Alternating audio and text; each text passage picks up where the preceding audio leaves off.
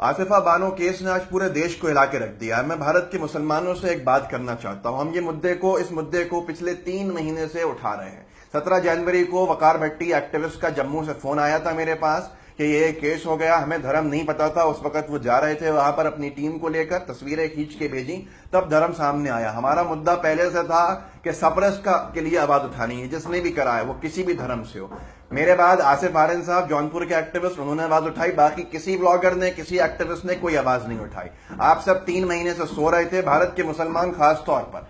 अब ये राष्ट्रीय मुद्दा मीडिया ने बनाया है तो आपकी नींद खुली और आप उठकर संघी विचारधारा के चंगुल में फंसकर इसको हिंदू मुस्लिम एंगल से देखने लगे। आप बार बार इसको हिंदू मुस्लिम जोड़ रहे हैं और भारत के जो लोग, भारत का जो मुसलमान जो भारत के हिंदुओं पर अटैक कर रहा है इस केस को लेकर, वो जरूर सुने इस बात को कि आप जो 3 महीने से सो रहे थे, जब हम लोग आवाजें उठा रहे थे 3 महीने से इसके ऊपर और कोई साथ नहीं दे रहा था, आज आपकी नींद खुली है तो आप हिंदू टारगेट कर रहे हैं इसके ऊपर। इस मुद्दे को इंसानियत की जगह हिंदू मुस्लिम बना रहे हैं, उन भाजपा के मंत्रियों के साथ की तरह जो आसिफा बानो के कातिलों के साथ और बलात्कारियों के साथ खड़े हुए थे।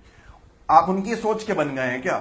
आप सुनिए और हर भारत के मुसलमान तक ये मेरा मैसेज पहुंचाइए। पिछले 3 महीने में आसिफा को इंसाफ दिलाने के लिए लीगली किसने किसका साथ दिया है, आसिफा के घर वालों का साथ किसने दिया है। सबसे पहले मुझे याद है 14 या 15 फरवरी को एडीजी जम्मू आलोक पुरी साहब का बयान आता है, प्रेस कॉन्फ्रेंस लेते हैं कि हमने सारे आरोपियों को गिरफ्तार कर लिया है और हमारे पास पूरे सबूत मौजूद है, कन्फेशन हो चुका है और हम सख्त सजा दिलवाने के लिए तैयार खड़े हुए हैं। ये आलोक पुरी साहब एक हिंदू हैं जो आसिफा के लिए पहला कदम उठाते हैं लीगल।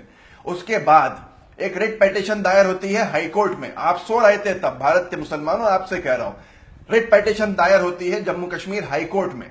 वो रिट पिटीशन दायर होती है आसिफा को इंसाफ दिलाने के लिए, तेजी करने के लिए। उस रिट पिटीशन को वकील साहिबा जो दायर करती हैं आसिफा की जो लड़ाई लड़ रही हैं लीगल, उनका नाम है दीपिका सिंह रजावत। आप सुन सकते हैं किस तरह से इनको थ्रेटन करा गया, उसके बाद भी ये लड़ाई लड़ती रही।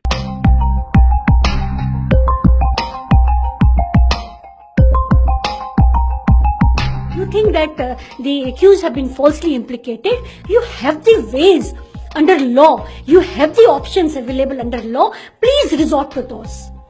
Don't harass the common people. Don't create mess out of it. Don't harass your litigants. Don't harass your clients. क्या वकील सड़कों पे आते हुए शोभा देते हैं? क्या वकील हाथ में डंडा लेते हुए शोभा की तरह नारेबाजी तक सीमित नहीं है इनकी लड़ाई। ये एक हिंदू है। इसके बाद जम्मू का जो हाईकोर्ट में रिट पिटीशन लगती है, वो जज हिंदू है जिसने आसिफा के इंसाफ के लिए इस कार्रवाई को जल्दी करने के लिए 90 दिन का टाइम देकर क्राइम ब्रांच जम्मू को ये डायरेक्शन दिया कि आप 90 दिन में चार्जशीट फाइल करें, इसकी जांच पूरी करके।